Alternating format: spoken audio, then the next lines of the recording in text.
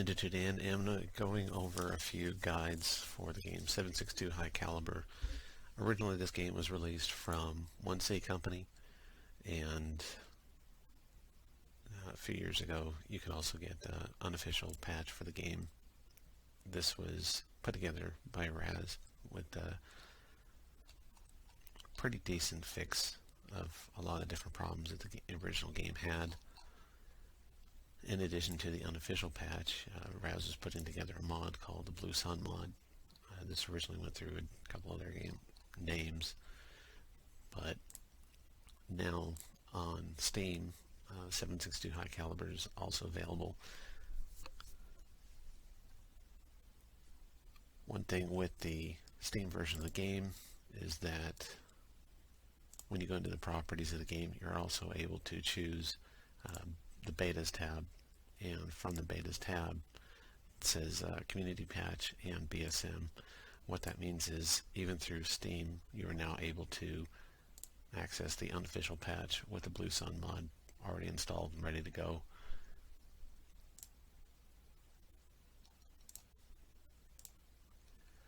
And the Blue Sun mod definitely has a lot of new content that's added to the game. You can kind of go over a lot of the changelog information that's in the game if you go to the Steam community discussions for 762 High Caliber. But as you can see, a lot of the main things that it does do is it has a lot more missions added to the game. There are a ton, and when it says a ton, it's not joking, of new weapons, ammunition, and different items. There are also a lot of new vehicles that you're able to choose. You do have access to a lot of mercenaries. These mercenaries are from previous games, such as the Brigade 5 or the different Jagged Alliance series. You also have what they call slaves. You basically are able to go in and buy a person that's able to join your team. You don't have to pay money every week, month, or day like you do a normal mercenary. Unfortunately, slaves are initially starting off with very low stats.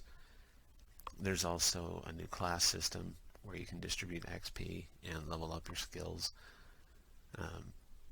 There's new traders, new NPCs that you can interact with. You have a new radio with the defense system. There's new uniforms. I'm not going to really cover everything here. A lot of it is going to contain spoilers or is information you can find on your own in the game. As far as going in and when you start a new game, you will still see the original character generation system. With this one, you were able to go through and select between various mercenaries that the game would start you off with, and each of these mercenaries would have their own attributes, and you can distribute a set amount of points into their skills. The attributes are like your hardcode stats, and again, I'm not going to cover descriptions of them. You can read through these, what they mean, but just a general pointer.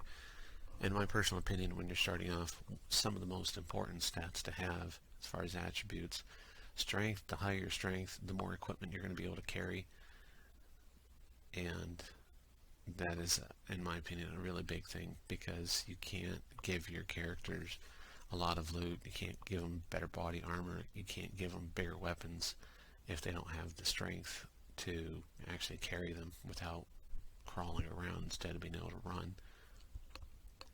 Other things that are kind of important are your reaction. If your enemy spawns in fairly close to your people and your guys see them, people with a very low reaction stat are actually going to be shocked. They're so surprised that there's that many enemy. They basically are crapping their pants and they don't move. So while the rest of your team is able to run off, get in a position, or start firing their weapons at the enemy, these people are just going to be kind of standing there dumbfounded, and that means it's a lot easier for them to get shot. Intellect is fairly important, because the higher that is, the faster they're going to level up a lot of their different skills. Eyesight and hearing, those ones are going to determine how well they're able to see enemy. Thing is, though, once you have a team of more people, it only takes one person on that team with good eyesight and hearing, as long as you're keeping team members fairly close together. But but you're going to be able to just kind of go through, pick the avatar of the person that you personally find interesting, paying a little bit of attention to their attributes here, but honestly it doesn't matter. The reason is because with the new game system, it goes through a whole new character generation. So you can basically choose anything here.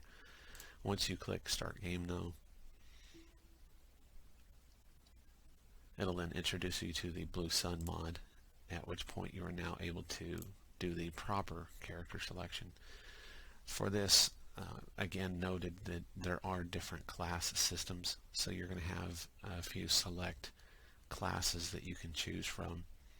There's Trooper, Sniper, Skirmisher, Sapper, Scouts, and Medics. With this, it's going to show you what their class skills are, and those are what they're mainly going to focus on. The way that this is going to work is whenever your character levels up, anything that is a class attribute or class skill, it only takes 1 point to level that up. Anything that is an attribute or skill not part of your classes are going to take anywhere from 2 or 3 points just to level up.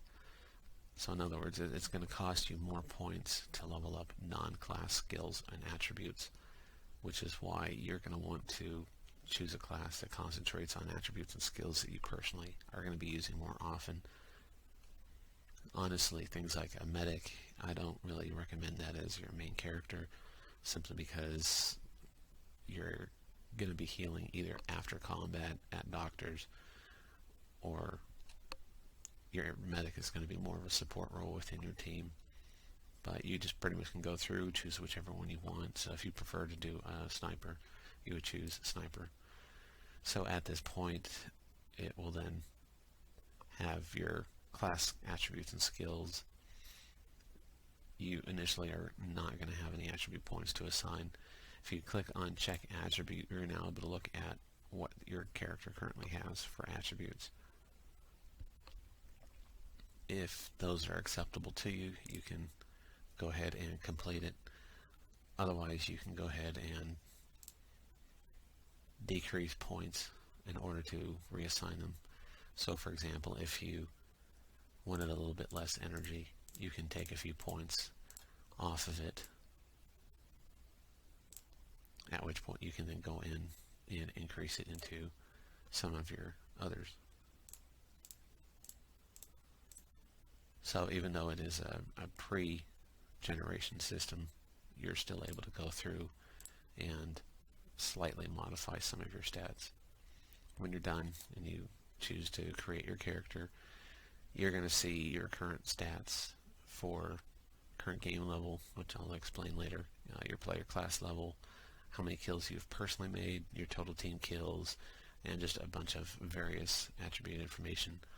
You'll also see a list of your team members. Once you start hiring other mercenaries or finding people to join your team, they'll be listed here. When you level up, this is also where you'll be able to see, for example, here we have 5 attribute points and 5 skill points available to us. If you want to check your attributes and skills, this will show you your current attributes as well as your current skills. So as you can see, they all are going to be starting off with this one at 30 points, along with the attributes that you selected earlier. And when you choose to spend your points, again, you can either choose to level up class attributes and skills or non-class attributes and skills. When you go into the class, you'll see that when you want to increase these, it's only going to cost 1 point each.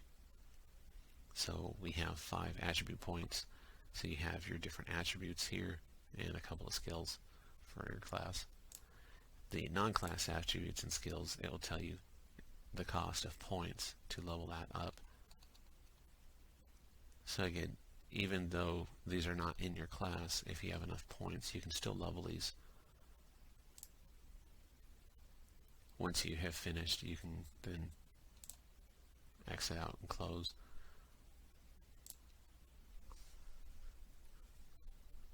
So that's the basics of the character generation system. when you very first start off, all throughout, you're going to have this little Killbook. When you right click on it and hit choose your stats, it will bring that screen up again. So if you have leveled up, or if one of your characters is leveled up, you can go through here to distribute points to either yourself or your team members. If you're also kind of curious of some of the other skills that you or your team have, this is a quicker way to do so. This is also the easiest way to check your CGL and your player level. One thing to note is that leveling up your player level, sorry, I'll open that again. In order to level up your player class level, which will give you more points to distribute, that character has to have so many kills. If your team members are getting kills, it is not being accrued towards your primary character. He has, or she has to specifically get those kills himself or herself in order to level up. If you're just letting the rest of your team members do all of the killing, they will earn points to level up their stats and attributes, but your main character will not. So it's always a good idea to at least share the kills. Basically let your team members and your main character all get a fairly even amount of kills. Try not to hog it, in a sense. One thing that I like to do is, because I like to have my main character leveling up a little bit faster than everybody else, if you are injuring the enemy, knocking them unconscious, or they're jacked up, if your main character is not currently involved in combat, such as if he's just kind of on Overwatch, if he's not actively engaging a target, what I like to do is I'll have him fire the finishing shot into the enemy that's on the ground unconscious instead of having somebody else do it.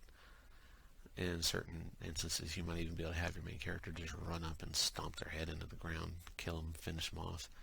That way they get the kill count for it, which helps towards leveling them up.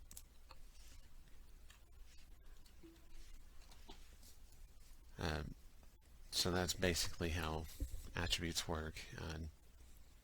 I'll go ahead and start getting ready to cover some of the other information in the next ones.